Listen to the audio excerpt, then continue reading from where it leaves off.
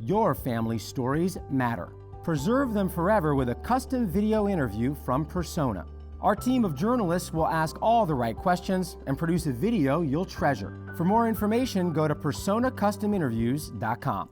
Hi everyone, welcome to Persona Interviews. I'm Rob Simmelkjaer and I am pleased to be joined by Nancie Dupier, who is running for the Board of Finance in Westport, re-election technically, although this is your first time actually running, so nice to have you here. Thank you very much, Rob. Happy to be here. You've spent a couple of years now on the Board of Finance. They certainly haven't been boring years, and you've decided to sign up for 4 more years of this. Why?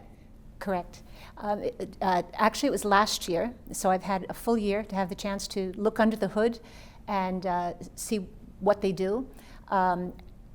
Based on that, it was probably one of the most difficult years I think they've had, and that absolutely cemented my commitment to wanting to do it. There are a lot of issues that we're facing, a lot of choices. It's a tremendous team on the current board, and I'd love to be part of the decisions going forward. What do you think your biggest impact has been in the relatively short time you've been on the board? I think that I like to ask questions. I'm thoughtful. I understand numbers, and I like to be a thought leader in terms of helping to get a decision to closure. It's not so much about making a fast decision; it's about making a good decision. So I think that I've been able to bring a thoughtful approach to some of the issues and try to help us get some closure around it. The board voted earlier this year to keep the mill rate flat. That's been the case now for 4 years, Yes. which is an accomplishment certainly for the town of Westport. You also, though, all noted during that period that it was going to be a challenge to keep the mill rate flat going forward. What do you think is the biggest challenge, the thing that will make it most difficult for the Board of Finance to continue that sort of path of flat mill rate over the next couple of years? I think it's reasonable to assume that we won't be able to keep it flat. We will certainly try to do the best we can on that, but it's a constant changing set of circumstances. I think we have several challenges ahead. Clearly we have the issue of evaluation of homes. The grand list is what drives a lot of our revenue. That is something that changes on an ongoing basis. We have the state of Connecticut. We constantly have to be, increasingly so, be concerned about their role.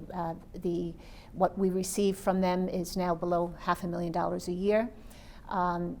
The budget, although approved on a year-to-year basis, what's outside the budget that hits us, the surprises, will be a challenge.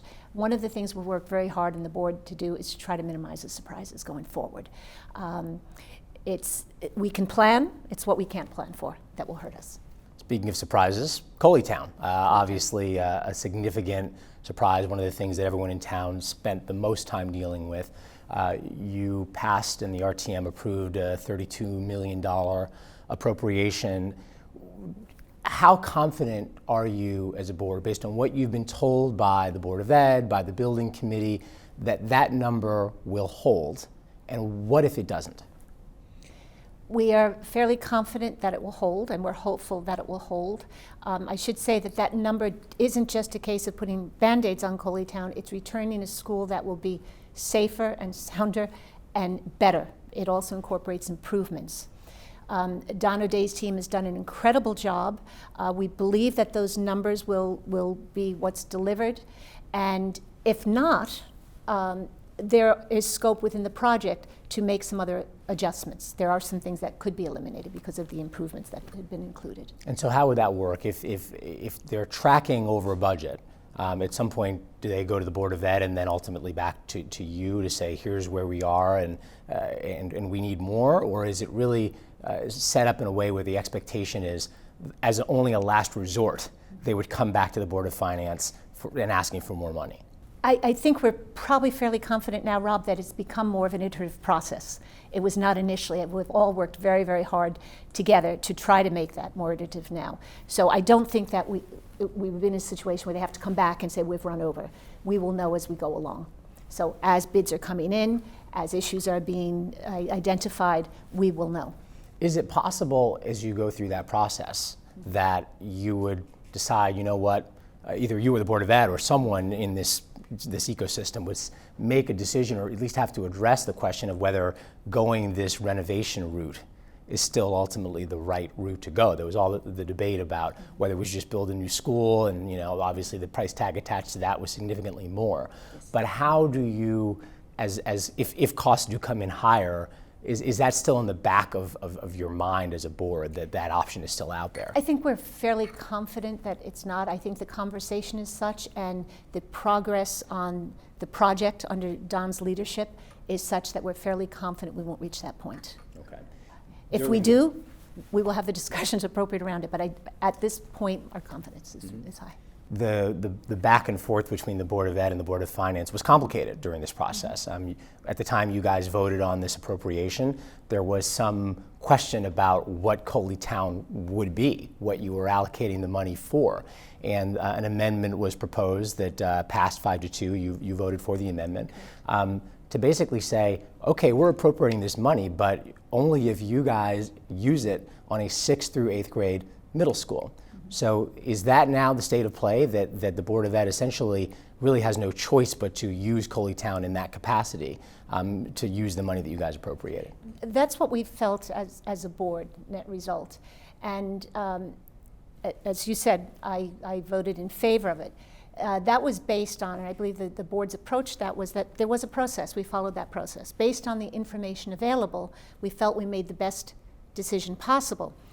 There was not a plan in place to look at redistricting or to look at a new school at the time that this issue happened. Given the time involved, given the fact that these children had been displaced, as well as the faculty and the administration, we felt the best thing we could do was to get them back into a safe and sound school as quickly as possible, which does not preclude going forward in time looking at those other options that they're talking about. But for now, we felt that was our responsibility as the Board of Finance with what was involved to make sure that we could get them But back. to look at those other options, would they have to come back to the Board of Finance essentially because this condition was tied to the funds? My understanding is that would be part of the conversation, yes. Okay. Mm-hmm. And it was not that we were trying to usurp in any way the Board of Education, but we did it based on a process, and that's what had come to us. Mm-hmm. So this is not the only thing going on in town. Of course, you guys have to deal with all other sorts of funding priorities, and over the last few years, the board has financed a lot of initiatives around town, new bathrooms at Compo, funding for the beautiful new library that we have downtown, Levitt, and things like that.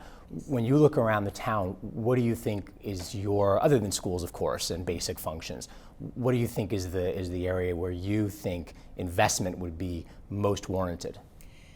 I think people come to Westport for schools. I think they stay for community.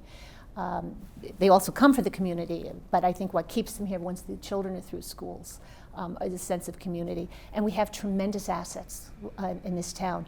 I'm not sure that we've always put the investment into them that we need to keep them. If you look at Longshore, it's an incredible jewel that we have in this community.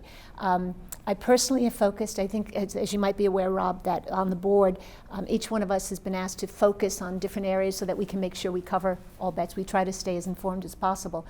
So I was looking at Parks and Rec. I'll continue to look at that. One of the things that interests me also is the transportation. So I think that's something we'll be talking more and more as we go forward, because there are issues in town that we have to address. What would it take to get heated pools at Longshore? That's my personal pet issue. We love Longshore. It's pretty chilly there in June. I would go with like a 76 70 would be nice. When it's like 68 in June, that's a little rough for the kids. Is that even a possibility at this point, or? It's not, but come to a Board of Finance meeting. Good to know. No, it's actually been brought up at Parks and Rec. Many people have that, particularly the aging community. One of the things that has helped certainly are the new pools here. Mm-hmm. Yeah. I think that's helped decrease the cry for that at Longshore. Here at the YMCA, where we happen to be sitting right now. Yes. Last but not least, you come to the town with a pretty impressive background in corporate life, finance. This is not new to you, the world of finance. What, as you looked out there, what led you to take up this challenge of serving the town first as an appointee and now actually running for election? I think one of the challenges we've always had in Westport is not lack of lively debate. It's patience to look at how that debate affects us going forward. So I think what interested me was giving back to the community. I came here 28 years ago, initially planning to stay for 1 year, and here I am 28 years later. So this was a tremendous town for me and for my family. Love the chance to work and give something back. Specifically, I'd like to make sure that it's not a dialogue just about our immediate satisfaction. It's not so much the decisions today, it's the impact of those decisions tomorrow. So I would like to focus on the longer term impact of what we're planning today and funding today. All right, Nancie, thank you very much Rob, thank for you the for all time. you're doing. Really appreciate it. Nancie Thank you. Dupier, Democratic candidate for the Board of Finance.